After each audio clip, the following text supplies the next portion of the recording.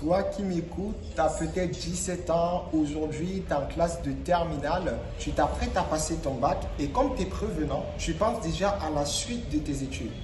Toi qui m'écoutes, peut-être ton cas est différent, tu as 25 ans ou plus, tes années de lycée sont loin derrière toi, aujourd'hui tu travailles peut-être ou tu étudies encore et tu n'aimes pas du tout ce que tu fais. Eh bien, laisse-moi t'annoncer une bonne nouvelle, le BTS Assurance est probablement ce qu'il te faut. Si tu veux en savoir plus, je t'invite à rester bien jusqu'à la fin de cette vidéo. Bonjour, bienvenue sur Réussir son BTS Assurance. Pour ceux qui ne me connaissent pas, moi c'est Moïse, j'ai 22 ans, je suis actuellement en deuxième année de BTS Assurance et dans cette vidéo, je vais simplement te présenter le BTS Assurance. Donc, premièrement, le BTS Assurance ou encore le brevet des techniciens supérieurs d'assurance est un diplôme d'État qui se déroule en 2 ans et pour le faire, il te suffit d'avoir ton bac.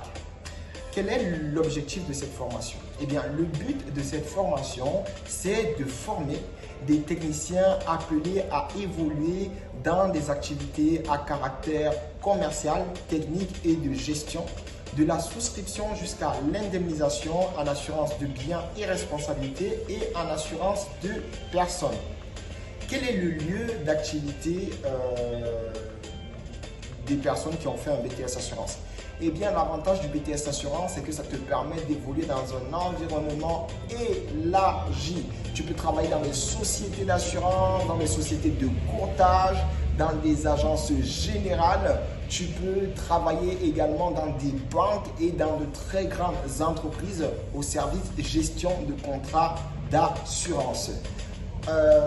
Maintenant, quelles sont les matières enseignées?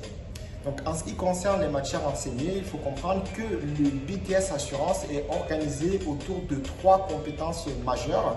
Donc, il y a le volet juridique. Et donc, dans ce cadre, on va être amené à étudier des lois, principalement issues du code des assurances, mais également du code civil. Ensuite, il y a le volet commercial. Et donc là, tu vas avoir des matières qui vont t'amener à développer tes compétences relationnelles. Et enfin, il y a le volet technique. Et donc, ce sont des matières qui vont t'amener à assimiler le jargon de l'assurance. Pour les matières que tu fais déjà peut-être aujourd'hui au lycée que tu vas retrouver, il y a également des mathématiques, de l'anglais et de la culture générale qui s'apparentent en réalité à du français un peu plus approfondi.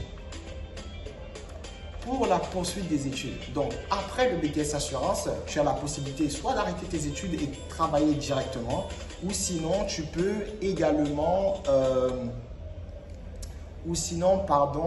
tu peux également continuer en licence professionnelle d'assurance et banque, en licence économie et gestion, en école de commerce.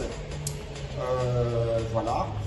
Donc les amis, nous arrivons déjà à la fin de cette vidéo. On se retrouve la semaine prochaine pour une nouvelle vidéo exclusive.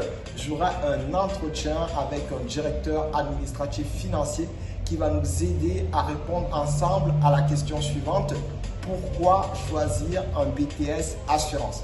Donc, pour ceux qui ne l'auraient pas encore fait, je vous invite vivement à vous abonner. Pensez également à activer la cloche de notification pour ne manquer aucune de nos prochaines vidéos. Vous avez la possibilité, vous le savez, de nous suivre également sur des réseaux, que ce soit Instagram, TikTok, Facebook.